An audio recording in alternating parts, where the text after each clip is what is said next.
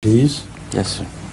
He said that in the book of the promised Messiah, At-Tadhkira, the few promises were mentioned, and we understand that these prophecies were also accomplished or fulfilled in this year 1997. Yes. And he mentioned the first one, he said, believers were tried, and in the second one said, were examined, put in a trial or into exams, and the same one is believer were tried again, but this is only a warning from the people who got the authority or the power.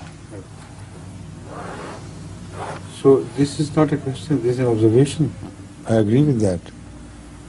According to Sharif's Mutala of Ilhamat, according to his study of Ilhamat of 1897, these Ilhamat have already been realized.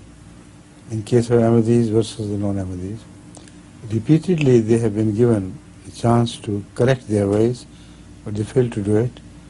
And whenever they come to power, both parties, they start doing the same things to Ahmadis, but Mu'mineen will be mubtala, they will become mubtala, but they will not fail, inshallah. And when they will not fail, God will help them and destroy the people who put them to trials, inshallah.